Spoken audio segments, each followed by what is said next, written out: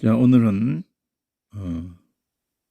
원어를 통해서 성경을 보고 싶은데도 시작부터 무너지지 않으려면, 그래서 전반적인 것으로 얘기를 하겠습니다.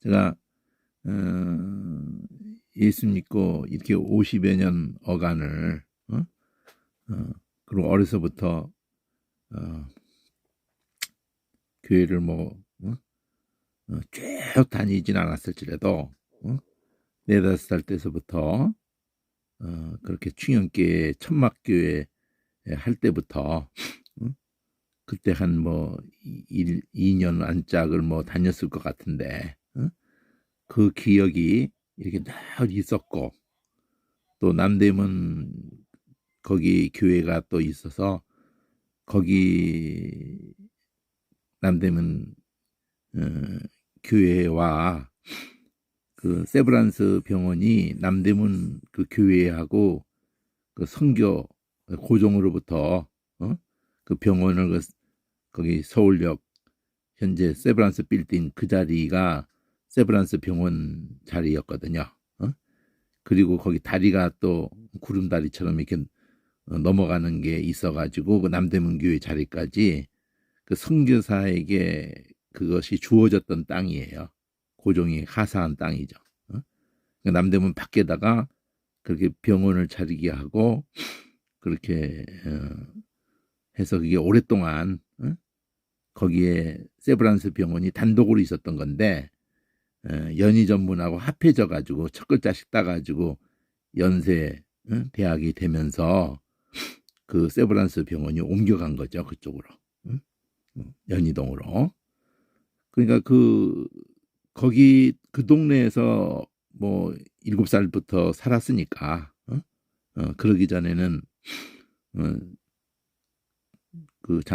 저 뭐야, 충영계 그쪽에서 살았고, 5살 이럴 때는, 4~5살 때는 거기서 살았고, 그러면서 거기 교회에 나갔고, 충영교회 그 김창인 목사님이 천막교회로 시작할 때, 그때는 전도사님이었어요, 그때.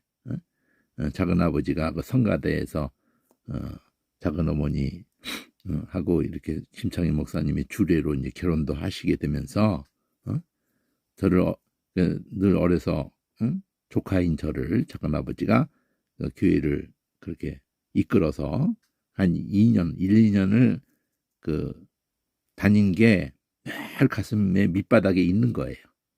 그리고 또 어, 남대문 교회 그 근처에서 제가 대학교 때까지 거기서 살았으니까 어? 어, 거기가 선교사 같은 같은 반의 친구 중에도 선교사가 그 남대문 교회에 거기 선교사 그 집이 있었어요. 그리고 거기가 전부 굉장히 넓었거든. 거기 그저 현재 대우 빌딩 자리며 그냥 굉장히 넓었어요. 숲을 이루고 있었고, 그래서 거기서 늘 놀았거든요. 남대문 교회가 세워질 때도 그랬고, 그 여름 성경학교 거기 다녔고 이렇게 하면서 어린 시절에 교회를 쭉 다니지는 않았어도 주일마다 막 다니고 이렇게 한 건 아니에요. 그렇지만은 늘 거기서 놀았으니까. 그리고 여름 성경학교 때는 또 이끌려서 가고, 중고등학교 때는 또 친구가 아주 신실한 기독교 친구가 중고등학교에서 그런 친구가 국민학교 때부터 있었던 친구가 또 크리스마스 때 꼭 교회로 데려가고 이런 정도였어요. 그러니까 그 기독교 역사가 얼마나 되겠어요? 한국교회 기독교 역사가. 제가 이제 70이 넘었는데, 기독교 역사가 그 1900년 안짝인데, 1900년 그 안짝인데, 그 150년이 채 안 되는 거죠. 어?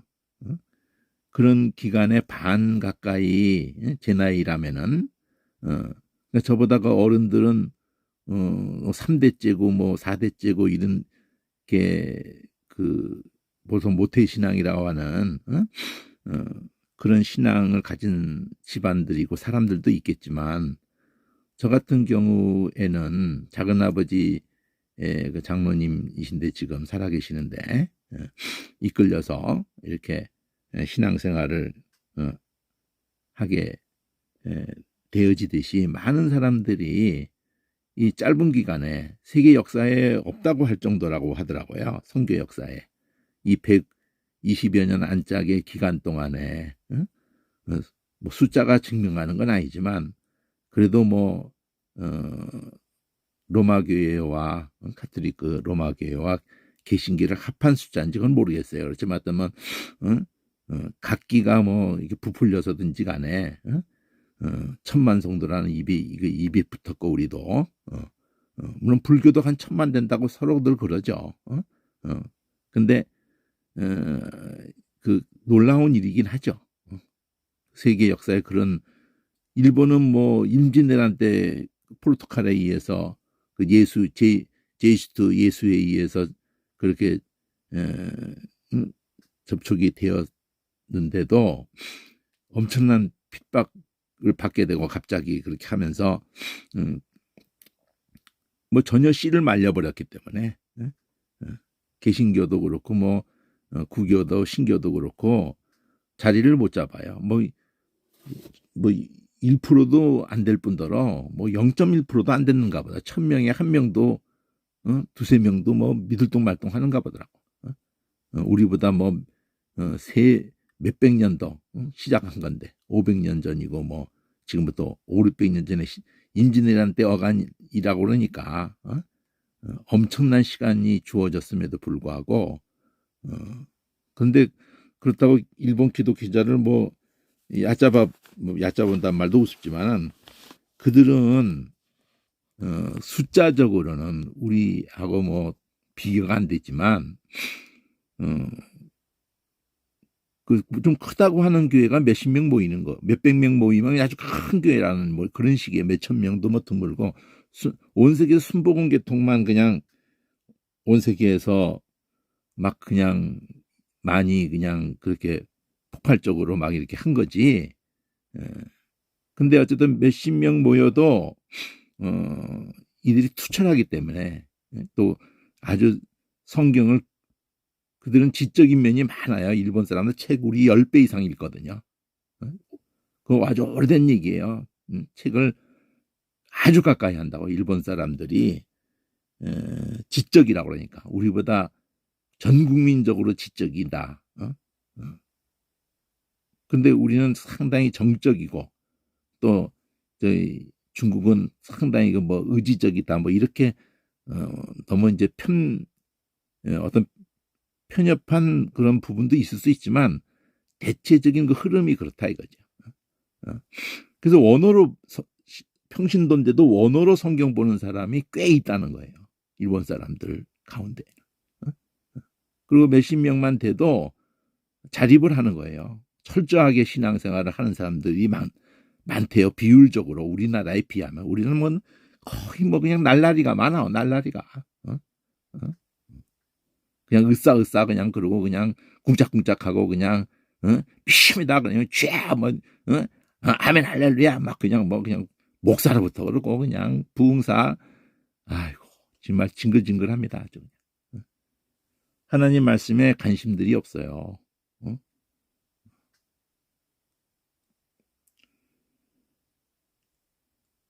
그렇다고 우리 한국 교회의 가능성이 없는 거 아닙니다. 온 세계가 모든 그 기독교뿐 아니라 유교고 불교고 간에 인도에서 출발했다고 해도 그 불교가 중국에도 자리 잡은 게 아니고 베트남도 있고 막 이래도 가장 원본적인 뭐 대승불교 소승불교 이래도 한국에 있다고 보는 거예요. 일본도 다 뭐 그냥 사이비화돼 버렸고 일본 불교는 사이비 불교예요.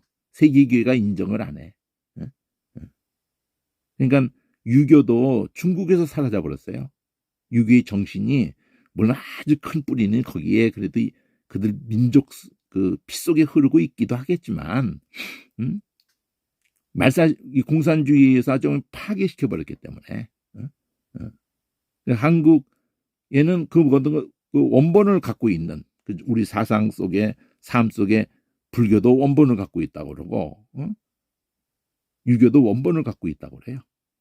근데 기독교도 그렇게 평가되기도 해요.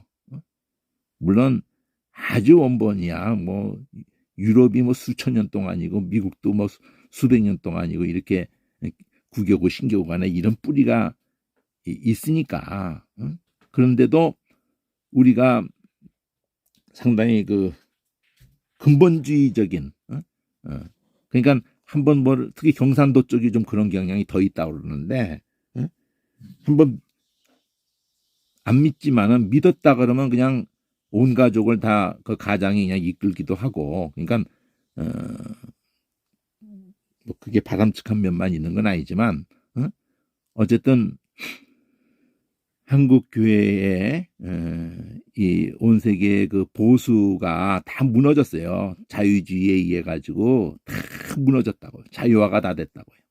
근데 그래도 한국 교회는 선교 초기 때부터 이 보수성, 이 어느 분야에서든지 뭐 종교에서든지 어느 분야에서든지 한국 교회가 보수성을 갖고 있어요. 한국이란 민족성 속에는 보수성이 강해요.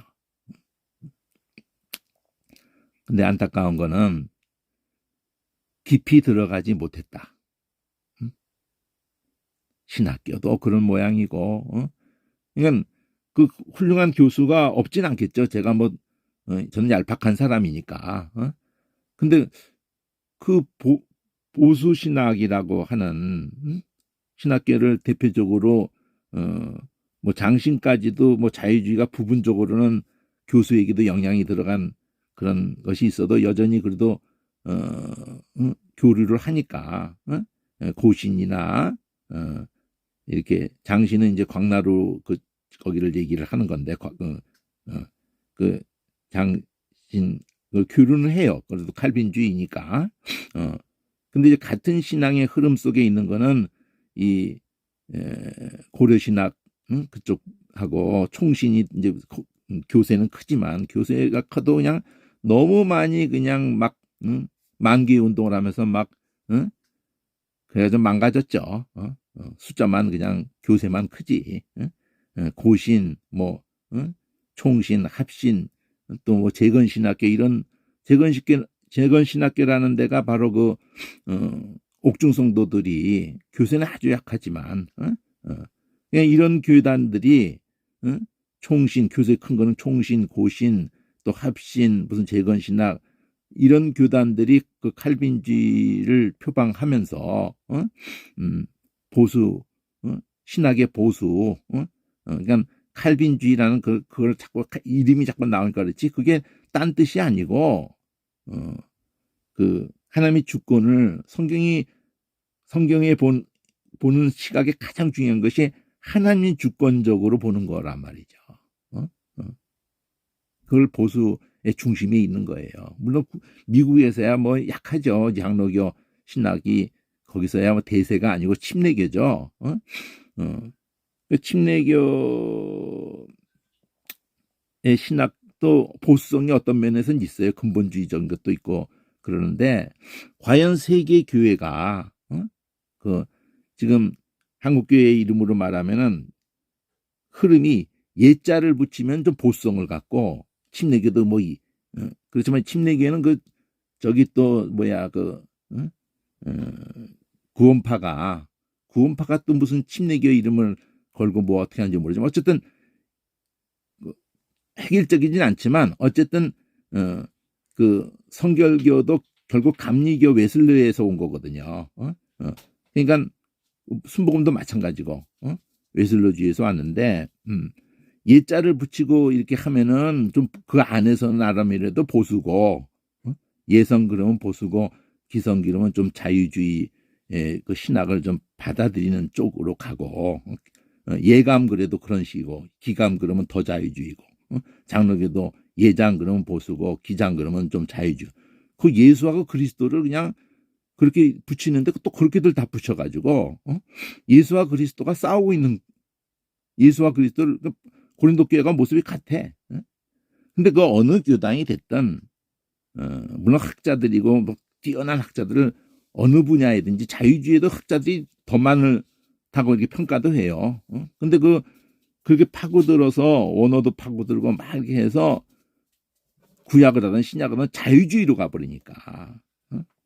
그 자유주의 학자들은 보수주의 학자를 무시해요. 니들이 뭐 원어를 아냐 이런 식으로. 그래도 어쨌든 목사만큼 전반적으로 목사만큼 어느 직업도 의사도 그렇고 다 뭐 자기 나름대로 책을 새로운 책도 많이 보고 그러지만 전반적으로 뭐 보든 안 보든 간에 어쨌든 목사만큼 책을 많이 가진 사람도 없어요. 평균적으로. 주석도 그렇고 뭐 책은 많이 가지고 있죠.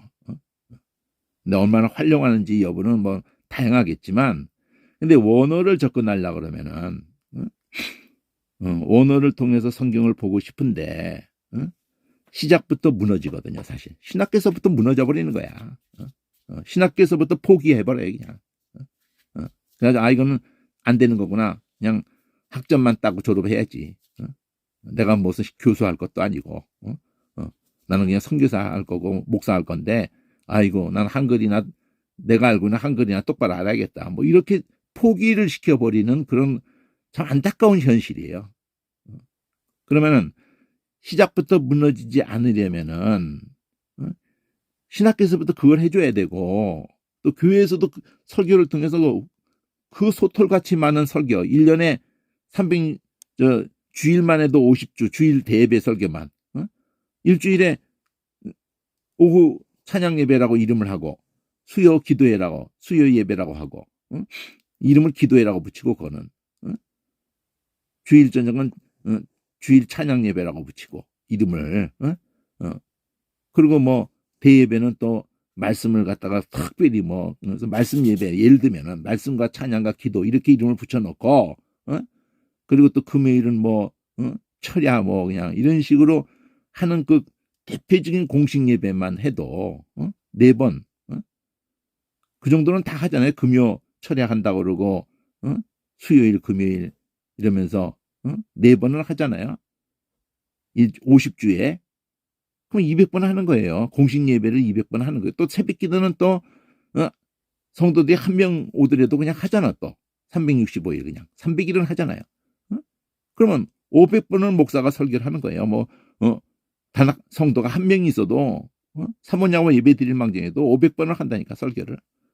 근데 계속 악순환하는 거예요. 그냥 깊이 들어갈 그냥 바쁜 거야. 그래서 설교하기에 급급한 거야. 그냥 막 거기다 또 신방 예배한다. 무슨 뭐 예배가 이렇게 또 엄청나게 많잖아요. 뭐 생일 무슨 뭐 예배 그냥 1000번을 할 거예요. 1000번은 1년에.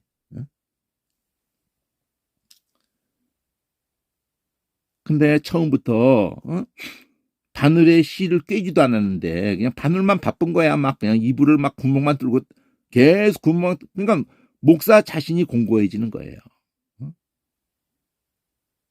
설교에 우리나라에서 대가라고 아주 하는 사람들 얼마나 많아요. 신학생이고 목회자들이 아주 그냥 살아계실 때나 돌아가실 때나 오카노 목사 같은 사람 아주 설교에 그분이 과연 그분의 설교 사람들에게 그분은 늘 생명의 말씀의 새로운 책 새로운 책을 무조건 생명의 말씀에 보내주게 그러면 그냥 새로운 책에서 뭘 끄집어내서 그러면서 자신은 공고하다는 고백을 하더라고요. 훌륭하신 분이죠. 훌륭하신 분인데 교회를 그렇게 참 신앙 설교학 전문하신 분이 아니에요. 그만큼 사랑의 교회가 지금 얼만큼 한국 교회에서 위치가 큽니까? 금지들도 대단하고 뭐 그냥 훈련 코스 무슨 뭐 내비게이터를 접목시킨 거거든요. 내비게이터를 교회에다 접목시킨 거예요.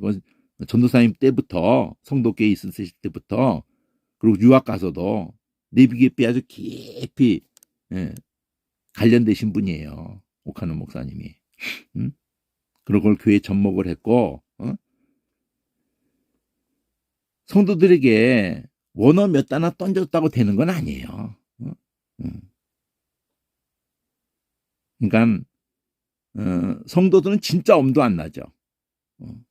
언어라는 것은 지금 뭐 이거는 완전히 뭐 우리 영어를 갖다 수십 년을 하고도 듣기 싫어요 사실. 안 들리고 안 들려요. 막 연음으로 말하지 또 모음 중심으로 말하지 아는 단어를 코앞에서 얘기해도 안 들려요. 한 단어만 딱 짚어줘도 안 들려. 그런데 막 유치원서부터 막 요즘은 시키는데 얘들은 요즘 애들은 잘하는 편이지. 그러니까 영어 선생서부터 제 때의 그 영어 선생님들 가운데는 뭐 훌륭한 분들 많지만은 그래도 콩글리시 발음을 하고 있고, 그러니까 그 원어 발음의 그 원리를 가르쳐주지도 않았고, 그러니까 원어를 이 히브리어 헬라를 원어로 한다는 거는 진짜 엄두가 안 나요. 아무리 그 보조 자료들이 있고 뭐 프로그램이 있고 이래도 진짜 시작부터 무너지게 돼요. 굉장히 친절하게 많이 섬세하게 다 줘도 엄두가 안 납니다. 그러면 어떻게 해야 되느냐? 내가 40년 동안을 학을 띄고 한글만 파고 10년 동안을 미친 듯이 막 잠자는 시간 말고는 그냥 미친 듯이 자료 확보해보고 있는 자료를 번역이 됐든 원본이 됐든 최대한 확보해보고 달겨들어보고 내린 결론인데 이제 전혀 알파벳도 모르는 사람한테까지 어떻게 이끌어줘야 이게 되느냐를 지금 얘기하려고 하는 거예요. 알고 있는 것부터 시작하라. 그럼 알고 있는 게 뭐예요? 인명지명 그 뜻까지는 몰라도 깊이까지는 뭐 몰라도 너무나 그 음가가 잘못돼 있어요 사실은. 그래도 아주 딱지가 붙어 있거든. 인명지명에 대해서. 근데 그거보다 더 우선적인 거는 더 익숙한 건 뭐예요? 성경 이름. 이사야, 예레미야, 특히 예언서가 성경 저자 이름대로 돼 있는 시기잖아요. 에스겔, 다니엘, 호세아 거기서부터 다 호세아 전부 그 저자 이름이잖아요. 예언서가 욥기도 그렇고 뭐 잠전하에 그거야 다 솔로몬. 그러면 그 솔로몬 그 이름 생각하면서 저자 이름 사무엘이든지 그렇게 모세오경이야 또 그 내용 따라서 이렇게 압축을 해가지고 모세 중요 인물부터 창세기 처음부터 아담, 노아, 중요 인물부터 아브라함, 이삭, 아브라함, 이삭, 야곱 이러면서 그래서 그때마다 사건에 저번에도 마가나임 하듯이 베델, 마가나임 그렇게 사건에 이름을 또 바꿔주고 야곱을 야곱 이런 것도 이름 바꾸잖아요 이스라엘. 또 어떤 사건이 있을 때 여기 여호와 이래 이런 식으로 그걸 아주 똑바로 제대로 알으라 이거죠.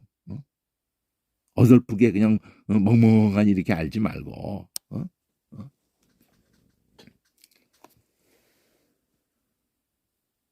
그래서 좀 간단하게 얘기하고 다시 제가 좀 쉬었다가 다시 얘기할 건데 우선 써 있는 것부터 얘기를 하고 제가 쉬었다가 다시 할게요. 자, 성경책 이름부터 내지 중요 인명 지명부터 제가 다 해줄 수도 있지만 여러분이 그렇게 접근을 전반적인 흐름을 얘기해 드리는 거예요. 또 사용 빈도가 많은 단어부터 그건 번호가 매겨져 있거든요. 또 은혜스러운 단어부터 또 동사 중심으로 사전을 보더라도 제일 먼저 동사 중심으로 그 동사에서 명사가 되는 거니까 대체적으로는 거의 90%가 어떤 건 명사부터 유래해서 동사가 되기도 하는데 대체적으로는 동사부터 돼요. 그 변화가 있거든. 동사의 변화에 대해서 요런 뭐 완전히 외우라는 게 아니라 하여튼 요런 원리로 요런 것들이 붙으면서 변화가 되는구나 한번 그냥 한번 훑어는 놔야지. 감을 잡아놔야죠. 아주 익숙해져서 외우면 더 좋은데 처음부터 이것부터 외우라니까 뒤어버리는 거니까 부담 갖지 말고 한번 이런 거구나 하고 보라는 거지. 그걸 한번 보여주려고 그래요. 또 명사의 변화. 명사의 변화는 아주 간단해요.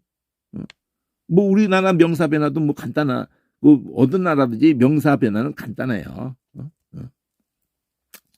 동사 변화, 어느 나라 말든지 동사 변화. 왜 동사 변화가 복잡한 거냐면 그 동사에 그 동사 그 행동을 하는 게 누가 하느냐를 같이 묶어 놓는 경우가 히브리어든 헬라어든 어느 나라 말이든지 간에 그 변화로 그러니까 그 변화를 익히는 거거든요.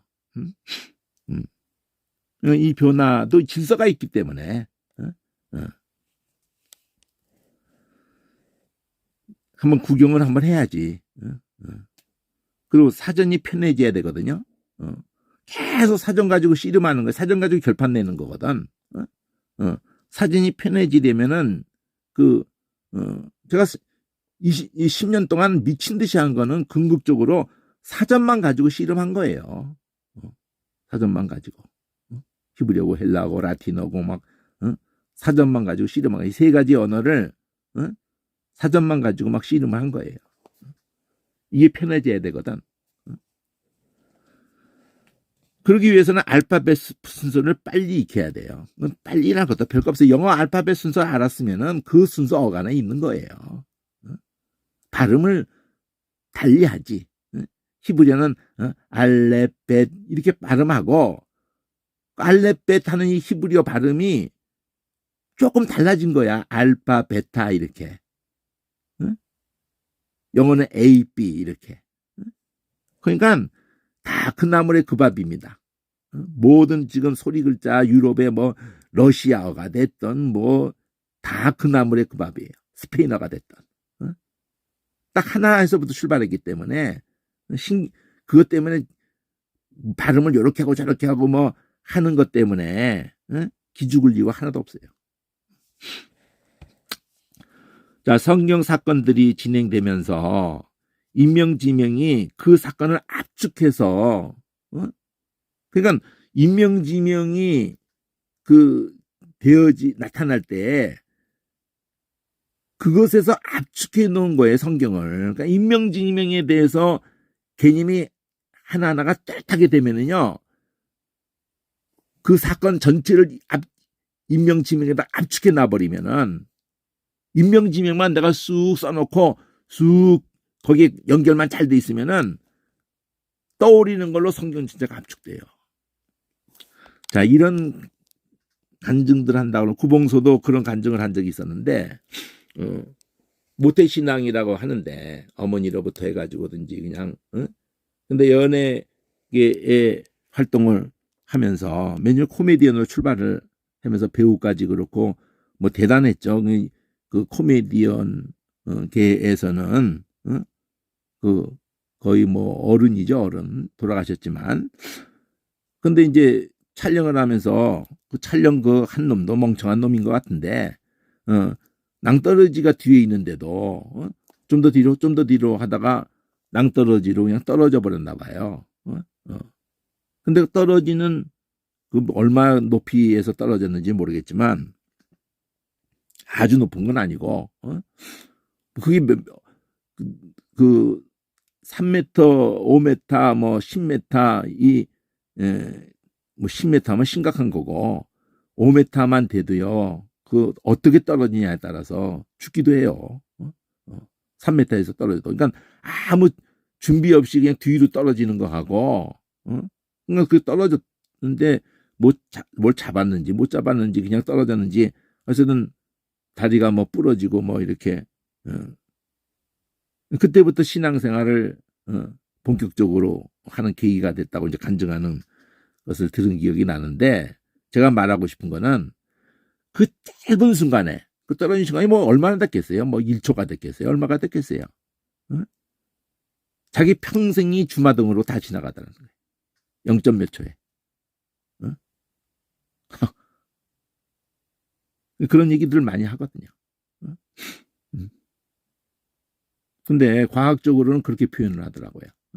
뭐 안델과학이라는 그런 걸로 유튜브에서 나왔던 것 같은데 누가 얘기를 했는지 내 기억도 잘 안 나지만 어쨌든 그게 인간이 뭐 하나님이 하시는 부분도 있겠고 인간이 뇌가 특별해 가지고 자기 안에서 그 말도 안 되는 그 위기를 만나면은 자기 뇌의 모든 것이 막 활성화가 되면서 여기서 어떻게 해야 되는지 그 답을 막 찾고 있다는 거예요. 응?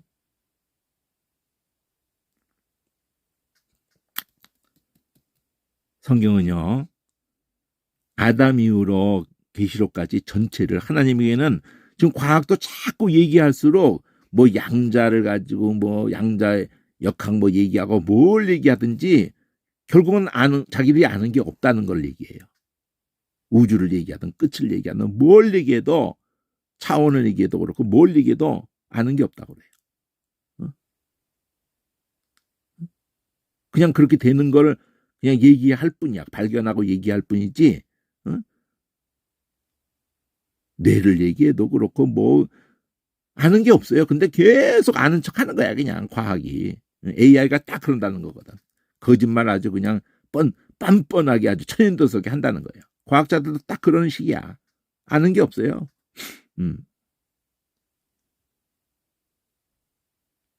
하나님은요. 하나님께서는 압축해놨어요. 창세기부터 계시록까지가 딱 압축됩니다. 근데 원어로만 그게 가능해. 하나하나를 압축해놨어요. 인명지명에. 여룻발 그렇게 해서 알아요? 안 돼. 리브가 싸우는 거거든요.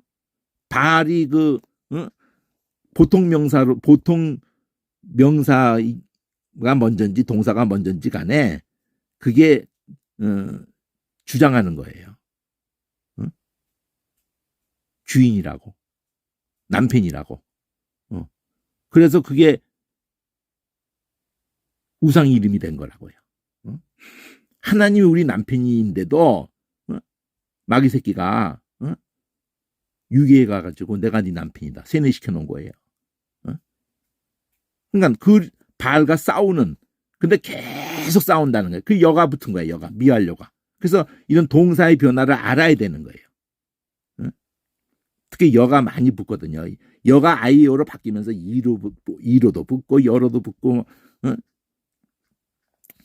여리브 바알 이렇게 되는 거예요. 떨어져서 개념을 알아야 돼요. 그러면 기드온의 별명이거든요. 우상을 깨부셨거든. 기드온의 아버지가 그 우상 숭배자였는데 그걸 갑자기 깨부시고 그리고 그 우상 숭배자들이 막 항의하니까 아버지가 그걸 오히려 그렇게 말하죠. 아니 그놈이 살아있는 신이라면 지가 싸우라고 그래. 지가 싸우라고. 그런 데서 그 별명이 여리브 바알이었단 말이에요. 여룻바알 이렇게 몸 바뀌는 거. 거기다 압축해놨단 말이에요. 기도원이 그렇게 출발하는 거예요. 여룻바알로. 그런 게 한두 개가 아니거든. 마가나임도 그렇고. 근데 그거 얘기했잖아요. 마가나임의 은혜가 거기 담겨 있는 건데 군대라고 해버리니까. 그거 바닥으로만 주석이 다 돼 있고 설교를 하고 그냥 다 들어가지고 하나님이 군대로 우리를 갖다가 보호하시고 맨 그딴 소리만 은혜인데. 원어를 통해 성경의 본래 의도를 새롭고 아주 깊고 아주 놀랍게 그렇게 깨닫게 될 것을 기대해야 된다. 엄청 기대를 해야 돼요. 그러면 한 번이라도 그런 충격이 왔어야 돼. 그게 제일 중요한 거야. 한 번이라도 그 충격이 왔느냐가 중요한 거야. 그래서 그 충격을 신학계에서 또 예수 믿자마자 설교를 통해서 어떤 기회든지 한번 봤으면은 물불을 가리지 않고 빠져들 수가 있는데, 속았다는 느낌이 들어요. 고맙기도 하지, 어디까지는. 너무 분한 거야.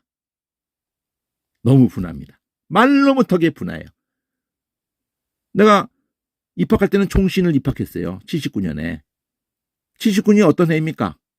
79년. 12.6 사태.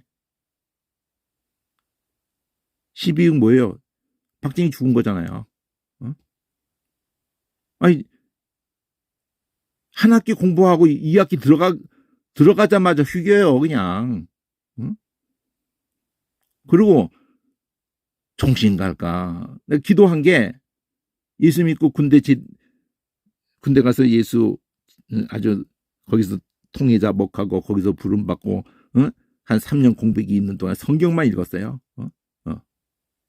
신학 가기 전에 복학해서 국문과 마치는 3년 동안에 그냥 학교는 그냥 출석만 하고 그냥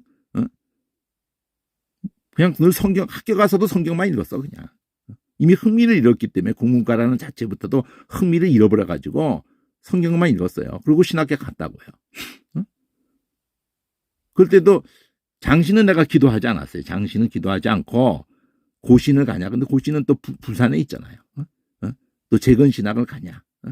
총신을 가냐. 그래서 총신 간 거거든요. 근데 뭐 이거 주루비주래 가면서 뭐 또 박윤선 박사님 주석을 평신도때 읽었는데 박윤선 박사님이 대학원장으로 있는 때인데 그때 대전 그 교회에 그 무슨 그 같은 교권주의자 있어요. 총회장.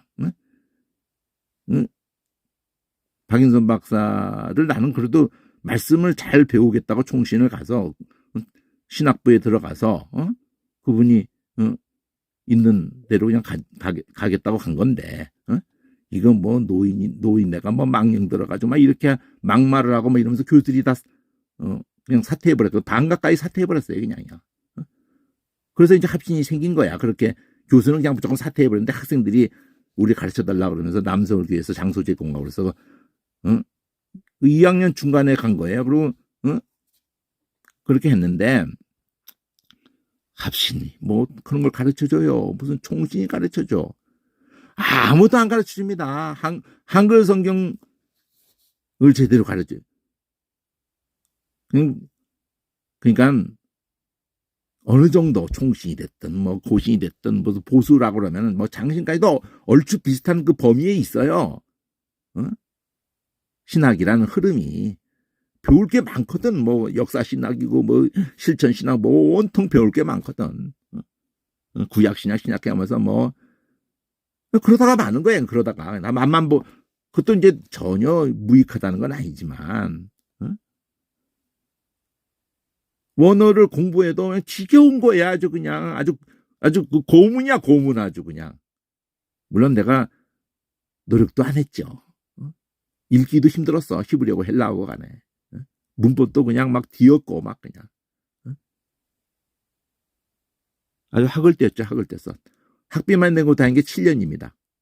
내가 성계를 몰두하면서 제대로 그 논문 쓰고 막 이렇게 레포트 쓰고 이런 걸 다 소홀히 해가지고 학비만 내고 다닌 게 3년 과정을 7년을 내고 곱절 이상.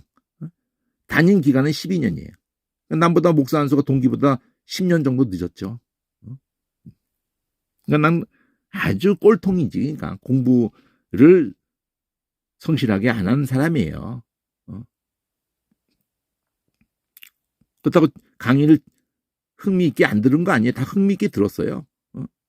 역사 신학도 다 흥미있게 들었고 아주 그냥 몰입해서 하겠다고 총신 입학하자마자 왔다 갔다 하는 시간도 아깝다고 아주 그냥 방 하나 거기서 얻어가지고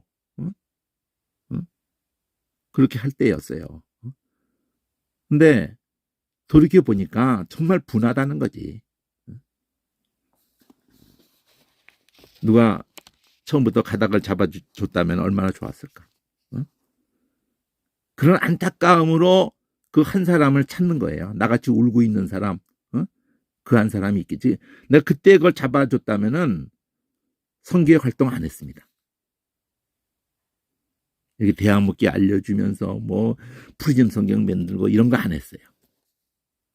그때 누가 나를 잡아줬다면. 뭐 유학 가서 박사를 이런 거는 관심 없었어요. 그렇지만 어쨌든 원어에 빠져들었지 한글 성경 가지고 이렇게 안 했다고.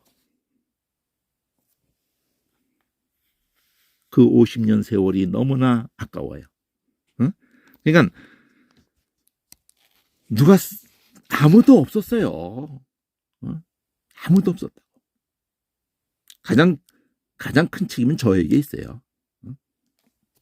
저 자신에게 있어요. 근데 이제라도 가슴이 먹먹합니다. 나 자신부터. 그래서 내가 이 사전을 히브리어고 헬라어고 라틴어고 10년 동안 몰입하고 난 다음에 이 사전을 녹음을 해가지고 나 자신을 위해서 그냥 뭐 잔소리 가능하면 안 하고 거의 그냥 이제가 10년 동안 느낀 거를 의성어로든지 그 사전의 원리로든지 이런 걸 가지고 쭉 유튜브로 올려놓고 내가 들으려고 그래요. 지금 내가 한 거는 누구라도 조금 이걸 자극하려고 막 뭐 이런 얘기하고 저런 얘기하고 막 했는데 그리고 내가 다시 들어보면서 이거 뭐 누가 이런 거 뭐 들으려고는 하겠어요. 내가 들으려고 녹화할 생각을 하게 됐어요. 자, 한 5분, 10분, 한 15분, 뭐 30분 정도 쉬었다가 이런 내용들을 두고 예를 들어서 얘기를 할게요. 예를 들면 어떤 거 예를 들겠어요? 알고 있는 것부터라는 게 성경적 이름부터 얘기를 맛보기로 얘기를 성경 찾아가면서 얘기를 히스기야하고 에스겔이 다 히브리어 핫자크라는 핫자크는 의성어예요. 힘을 쓸 때 이렇게 하는 의성어예요. 거기다가 그냥 핫자크로 해서 야훼를 붙인 거야. 근데 모음이 바뀌는 거야. 히츠기야. 그렇다 어떻게 했어요? 히츠기야를 히스기야로 했죠. 그러니까 히스기야의 원래 소리가 제음가로만 됐다면은 22개 음을 제음가로만 했으면은 히브리어 공부가 끝나버렸어요. 벌써 단어 공부가 끝나버렸어. 인명지명의 문법도 다 들어있고 중요 단어들이 다 있기 때문에 음가를 잘못한 거야.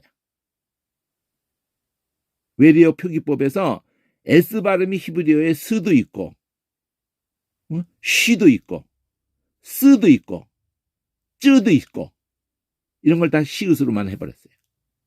이게 말도 안 되는 거거든요. 이게 엉망진창이니까 인명지명이 엉망진창입니다.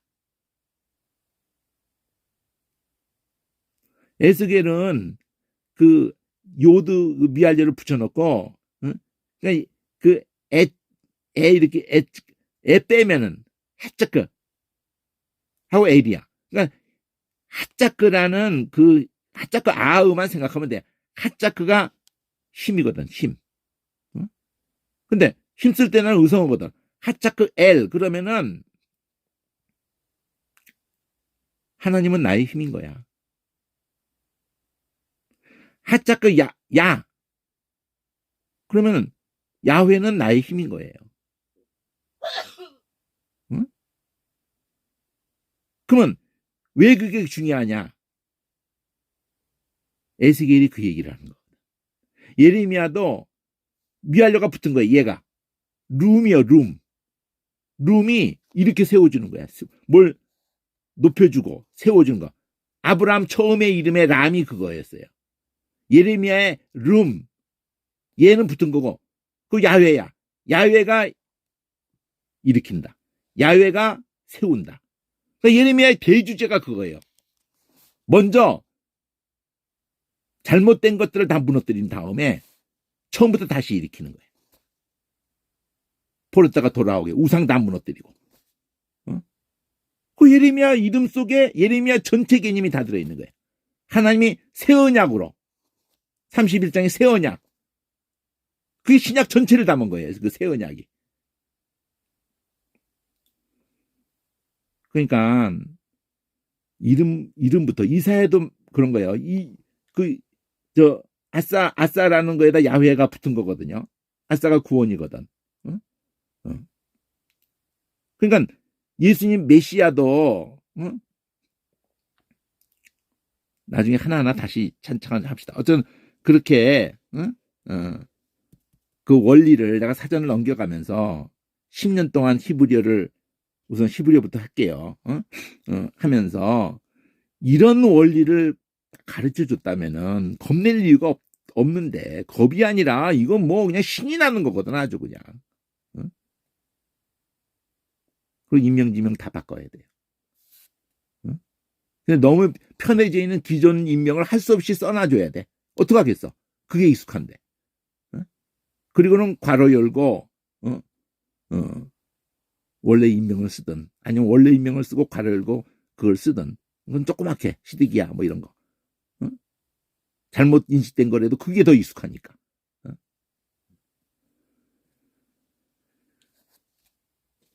그 추천해줄 번역 성경은요 직역 성경밖에 없어요.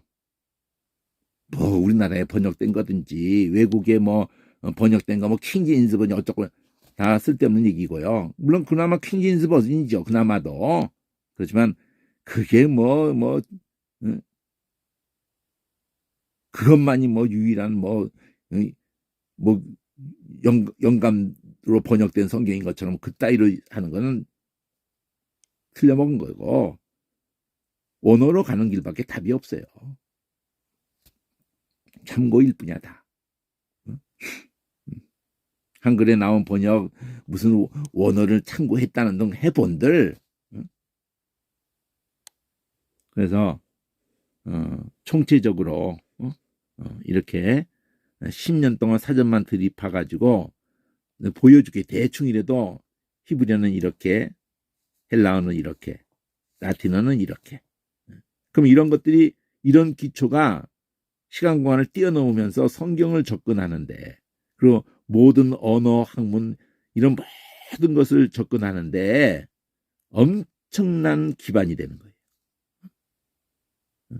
그러니까 예를 들면 내가 한번 그 유튜브도 올려놨는지 밴드에도 올렸는지 모르겠는데 12살짜리 이승수라는 애가 탁구를 뭐 7살부터 아빠가 뭐 탁구 선수이면 탁구장 운영하니까 그 여동생도 지금 국민학교 승수는 5학년이고 2학년짜리는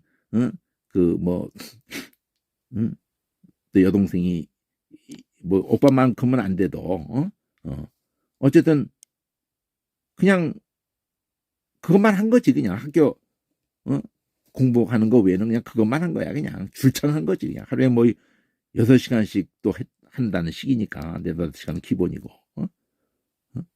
대단하지 뭐. 막 그냥 세계적으로 자기보다 막 40cm가 키가 더 크고 막 나이를 다 초월해서 막 이길 정도니까 막 대단하죠. 현정아 얼마나 유명해요. 현정아 이제 50살이 됐는데 자기 애지자인 15년 아래인 하고 도전을 해가지고 이겼어요. 그걸 준비하느라고 6개월 동안 그냥 50살이 돼가지고 재미삼아 물론 한 거지만 하여튼 이겼다니까요. 국가대표를 이겼다고 50살이 돼가지고 그 어머니 얘기를 인터뷰할 때 보니까 어머니가 현정아가 어렸을 때 진짜 이쁘기도 하고 똑똑해가지고 공부가 아주 우수했대요. 그래가지고 그 탁구 안 시키려고. 근데 본인이 그쪽으로 그냥 마음을 둬버리니까 속상해가지고 어머니는 평생 속상해가지고 귀하죠. 우리 국위를 선양하고 귀하죠. 근데 과연 뭐 손흥민도 마찬가지예요. 그 아버지가 그래도 성품을 잘 이렇게 가다듬어 줘가지고 정말 대단한 거예요. 그건 아주 국위선양으로도 그렇고 대단한 겁니다. 그럼에도 불구하고 그 크리스찬인 것 같은데 개신교 크리스찬인 것 같아요. 근데 과연 하나님의 말씀에 대해서 자기 영혼에 대해서 안타까움이 있다고요. 연예인들 기독교인들이 막 그냥 계속 수년간이고 수십 년간이고 계속 자살하잖아 그냥. 나 그 자살했다고 하는데 연예인이 십자가를 이렇게 해놓고 그러면 진짜 막 어떻게 할 바를 모르겠더라고. 진짜 안타깝더라고.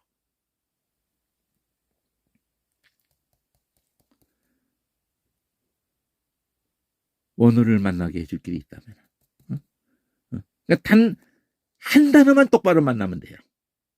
야, 이거 큰일 났구나. 큰일 났구나 느껴야 되고, 아, 속았구나, 정말. 내가 헛세월을 보냈구나. 어? 진짜 헛다리 긁었구나.